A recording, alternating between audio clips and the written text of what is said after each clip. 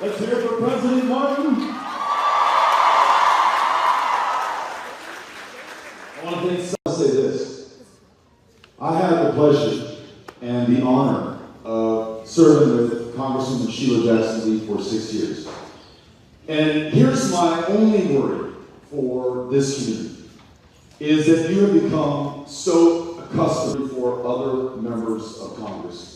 And no one, because I've met them all, Democrat, Republican alike, works as hard as she does for you, for their constituents. And it's not just for the people of this district. It is the people of Texas. It is the people of this country.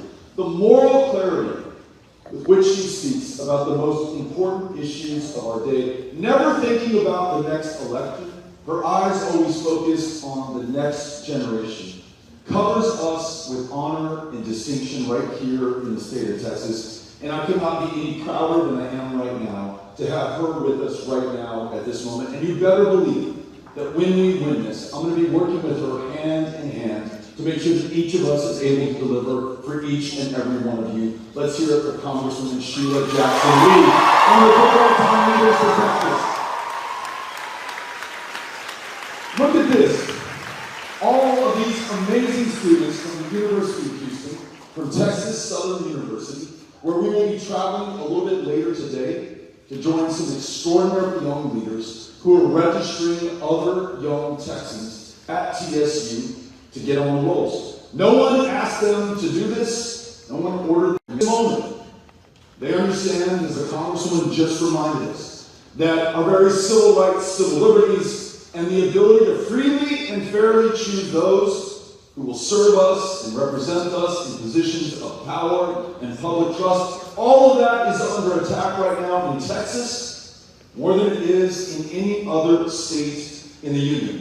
And as young people have, and now it was compelled by another young person, John Lewis, who at the tender age of 24 years old, led a march across the Edmund Pettus Bridge in Selma, Alabama, simply for the right to be treated as a full citizen in his own democracy, the right to vote. And not 8 days later, LBJ calls a joint session, this is to the effect of, as it was in Lexington and Concord, in the Revolutionary War that first won the freedoms for this country, as it was when we finally decided to question whether one American might be able to own another. So it is today in Selma, Alabama. Those who are fighting for our freedoms, this right to vote, and the very democracy that distinguishes us and differentiates us from the whole of human history of the planet. Let's say this. So are all of us in the year of our Lord 2020 succumb to what has come down as extremism and hatred and the fear that we're supposed to feel about one another. Every single freedom the Congressman just talked about under attack right here in this state. Or we can rise to the challenge and be in the fight of our lives, fighting for the lives of our fellow Texans. That is what you have chosen to do at this moment of truth. And when the history books are written about this era, when this democracy, which had stood the test of time, more or less, for the last 246 years, was under the greatest attack of our lives, we chose not only to do our part, but to overcome it, and to make sure that we're more than a match for everything bad that is coming down the pipe right now. Every single one of us who is under attack and who might very well lose their lives unless we stand up and fight for them. In other words, how lucky are we to be alive at this moment, a generation that gets to fight for every single thing that matters. And that describes you and everyone in here. Because I'll tell you this, on the night of November 8th, when this contest is called, when this election is decided, you and I together, all of us, we will win this election and we will win it for Texas. You are with me? We are going to win. And we're going to win because we're fighting for every woman to make her own decisions about her own body, her own future, and her own health care. We're going to win because we prioritize the lives of those kids in those classrooms before the NRA or any special interest in the state. We're going to win because we honor the service and sacrifice of public school educators. We're going to pay them enough so they work just one job. We're going to cancel the STAR test so they can focus on those children in the program and the cash. And we're going to make sure that instead of trying to scare kids and parents and teachers about critical race theory, that we teach the full history and story of everybody here in the state of Texas.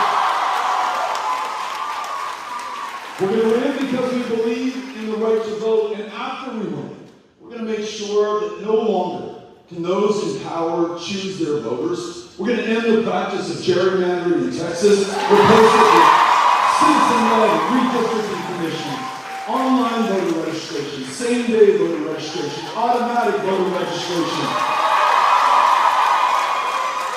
And let me try this one on for size. What if we replace Confederate Heroes Day as a state holiday with Election Day as a state holiday in the state of Texas? Tell it to go off work so that you can actually vote. And we're going to do smart, common sense, bipartisan things. Because I know you all see an injustice when it's right in front of you. The fact that this country incarcerates more of its own citizens than any other nation on the planet. Whatever we want to say about Russia or China or Iran or North Korea, we put more of our own behind bars than any of them do. And Texas puts more people in jail and prison than any other state in the union. So many there for nonviolent drug offenses, far too many for possession of a substance that is legal in almost every other state in the country. And let me say this, you all know this full well. Texans of all races and ethnicities use marijuana at roughly the same rate, but disproportionately will be black and brown Texans who are stopped by police, who are frisked, who are found in possession, who are incarcerated, who after serving time will have to check a box on every employment application form, will be denied student loans because of that conviction, will not be able to get ahead the way they should be able to get ahead. So look, when we win this, we're going to legalize marijuana in the state of Texas. And we're taking this further. We are going to expunge the arrest records for anyone caught in possession in the state of Texas. This is the right thing to do. Democrats support this, independents support this, and Republicans do as well. We're just going to get back on the right track in Texas. Instead of being defined by our differences, who we're supposed to be afraid of or hate next. That's Greg Abbott's Texas. It's you or it's me. We're going to come together and do big things. Fully fund our schools. Expand Medicaid so you can actually afford to see a doctor, such a therapist, fill that prescription. The other reason that I know that we're going to win, beyond all of you being here, and these great things that we want to do, and all the folks that we're fighting for right now, is because we're running against arguably the worst governor in the United States of America today. Let me give it to you by the numbers. It's been 1 month since the most extreme abortion ban in the country went into effect. It was signed by Greg Abbott last year. Total ban, no exception for rape, hear me out, no exception for incest. It begins at conception in a state that's at the epicenter of a maternal mortality crisis that is 3 times as deadly for black women as it is for white women in the state of Texas right now. This is going to kill more women in Texas, mark my words, until and unless we change course. And I don't know if you all caught the press conference where he was signing this extreme abortion ban into law. He was asked by a reporter what he was going to do about the fact that there is no exception for rape. And arguably, in this state, because of Greg Abbott, rapists now enjoy more rights than their victims. In fact, a rapist can sue anyone who assists his victim in obtaining an abortion and maybe collect a $10,000 bounty. Well, when asked about this, Abbott says, oh, you don't need to worry about that. I'm going to eliminate rape in the state of Texas. Let me give you a report from the front lines. More rapes have been committed in the state of Texas than any other state in the union, and that is because not only has he not eliminated it, he's never prioritized it. 3,000 untested rape kits are collecting dust at DPS headquarters right now in Austin, Texas. So listen. Not only are we going to restore protection for the right to make your own private decisions on your own without government intervention, we are also going to lift up the maternal health care of every single woman in the state and prioritize the health care for those who are dying at a frightening rate. That is African American women in our communities. They need access to the care that will literally save their lives, and we'll make sure that we provide it. It has been another number for you. 18 weeks to the day since 19 children and their 2 courageous teachers were taken from us. Those kids, no match for someone who walks into that classroom with an AR-15, a weapon designed for war, whose high-impact, high-velocity round destroys everything that it hits in your body. Their parents could only identify them by the shoes that they were wearing or the DNA swab that they took. But those kids were not just defenseless against that young man and that AR-15.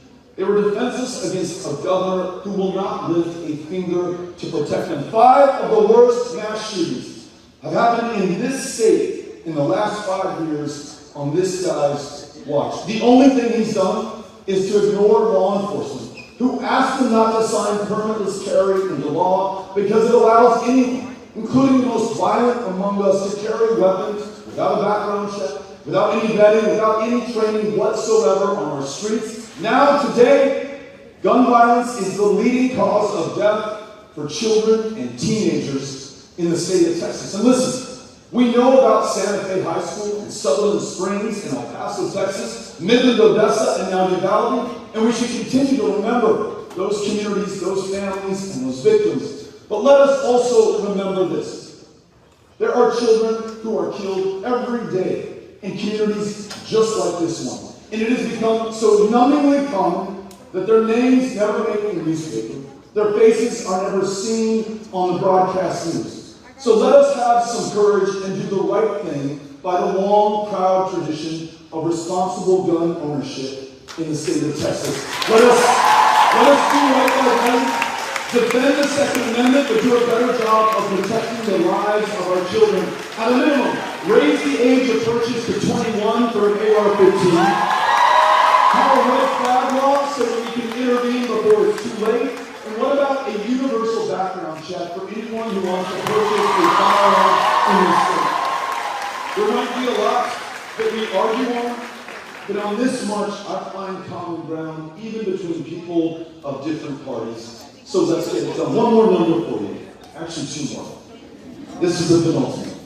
18 months.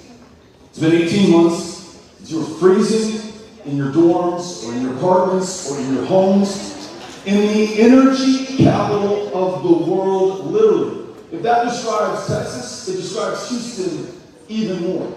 But the guy in the highest position of power could not keep the power going to those that he was supposed to serve. More than 700 of our fellow Texans lost their lives over 5 days in February. An 11-year-old boy in Conroe, Texas, not too far from where we are right now. No matter how many blankets his mom piled on his bed, wasn't enough to keep him alive. He was dead by the end of that night. A 75-year-old Vietnam-era veteran could no longer charge his oxygen tank in his home, so he rolled it out to his truck to charge it there. They found him dead the next morning of hypothermia. Representative Gene Wu has told me about people who in their apartments began to burn their furniture, and you only do that if it's the only way you're going to keep your kids alive. Those fires got out of control and ended up burning up those entire families. That happened in this state just 18 months ago. And to add insult to that injury and indignity, the grid is still not fixed. 3 conservation notices this summer. Toyota had to shut down the 3rd shift in San Antonio because they were drawing down too much power from the grid. And each of us now is paying $45 more per month in utility bills because Greg Abbott's buddies and top campaign contributors made $11 billion in profit while you were freezing in your home. I'll tell you how we're going to fix this after we win. Not only do we weatherize and winterize every part of the grid, not only do we connect our grid, ERCOT, with the national grid so we can pull down power when we need it, but those energy traders and pipeline CEOs who stole that $11 billion from our fellow Texans when they were suffering, dying, and freezing to death, we're going to take those bastards to court and get every single penny back and return it to the people of Texas. We're going to get that done. Here's my last one. My last one before you. 8 years. That's how long this guy has been in office. Do not let him distract you and blame Joe Biden or AOC or Beto O'Rourke or anyone else but himself. You all know where the buck stops in Texas. It is on the governor's desk. That's the one that he sits behind each and every single day. So when he tries to scare you about crime and defund the police, hear me out. Homicides in the state up 50% on his watch because he allowed anyone to carry a gun in public. Not only are kids dying from it, more cops have been gunned down in the state of Texas than any in the union so far. I told you what a poor job he is doing on rape and prosecuting those who have perpetrated these crimes. The arrest rate and bringing people to justice declined by half. And listen, he wants to talk about funding. You and I all agree that we should fully fund the police, but also make sure that we are funding their training, and also make sure that we hold those who have life and death power over our fellow Texans responsible for the abuses of those powers, so that we build trust in our communities and improve public safety. But if this governor wants to talk about defunding, I'll tell you a story. 7 years ago, the police department in Uvalde, Texas, asked Governor Abbott for funding for their radios. Turns out when they went inside of a building, like an elementary school building, their radios no longer worked and talked to people who were on the outside of that building. The governor said no. 6 years ago, they repeated the request. 5 years ago, 4, 3, 2, 1. May 24th, 2022. Those officers inside that building in Robb Elementary never got the message back from 911 dispatch because their goddamn radios didn't work because Greg Abbott refused to fund law enforcement when they needed it. We are going to prioritize the safety and security of each and every single one of us. Yes, that means funding. Yes, that means training. And yes, that means accountability up and down the ballot, starting at the very top. You all agree?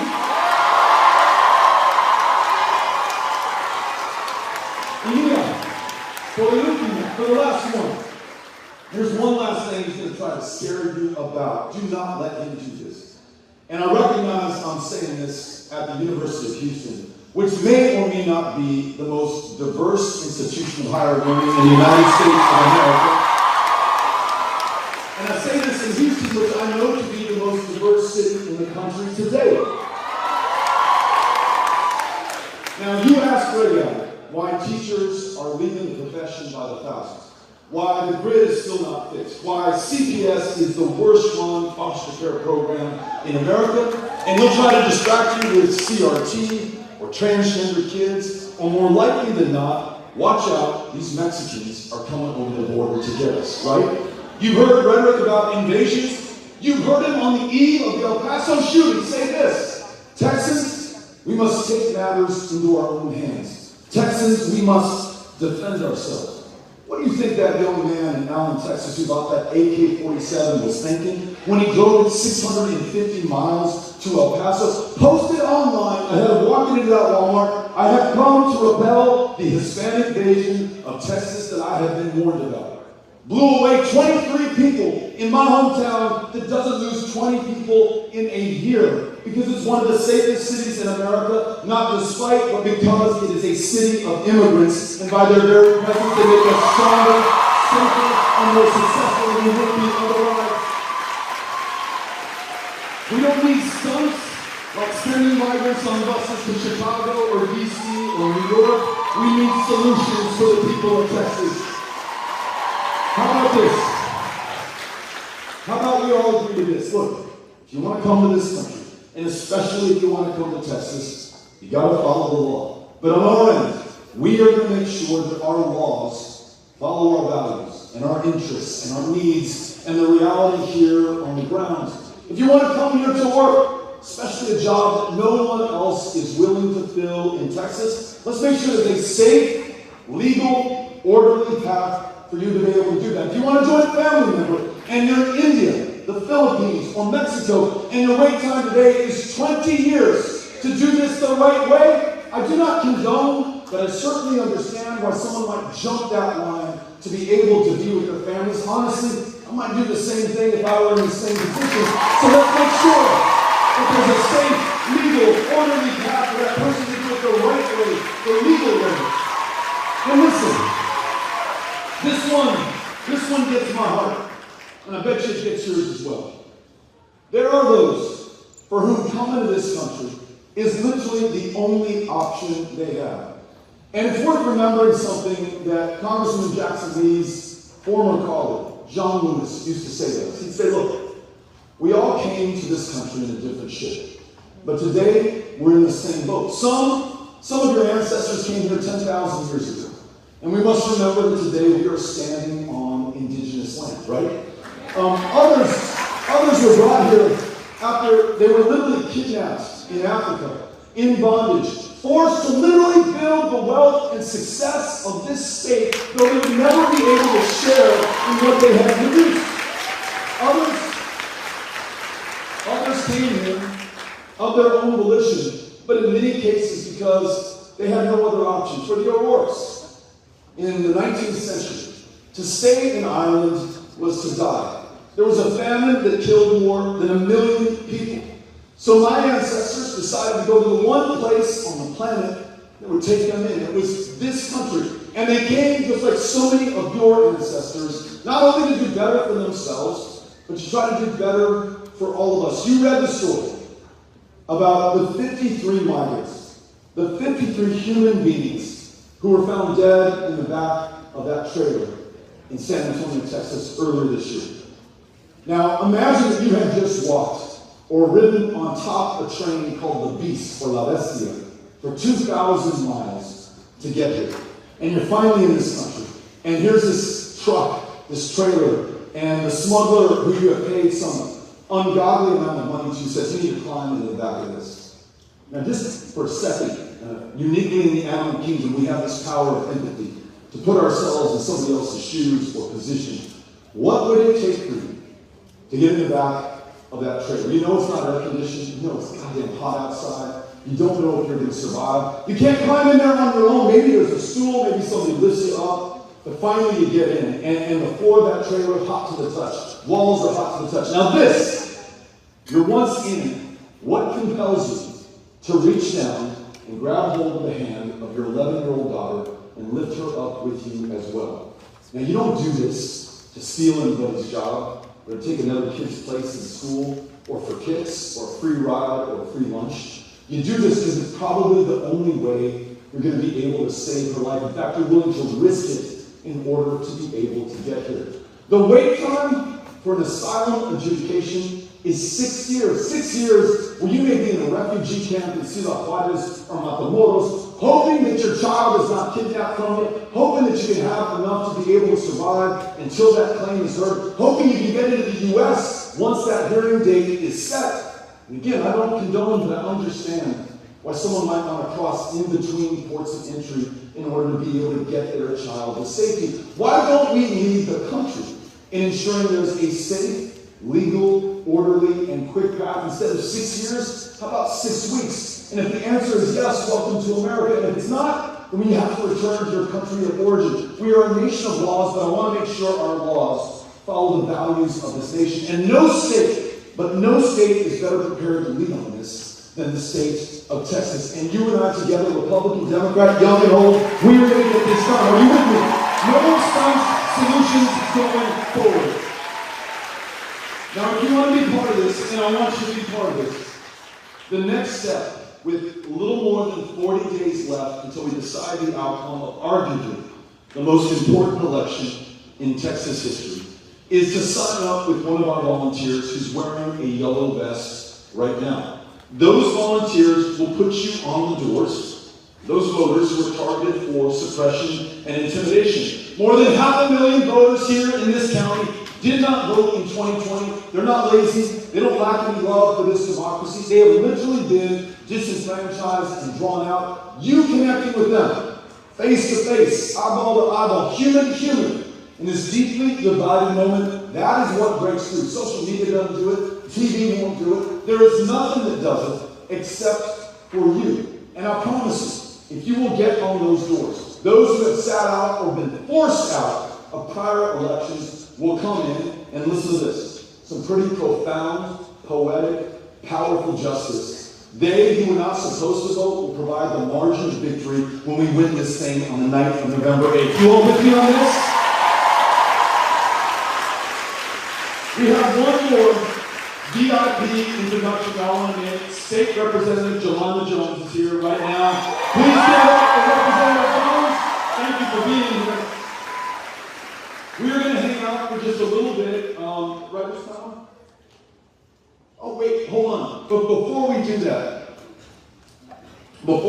that, we were honored as President Martin told us earlier by the presence of TSC students who are here. And one of those students who was supposed to be part of the introductory team is here with us right now. Her name is Reagan. I'm going to turn the microphone over to her.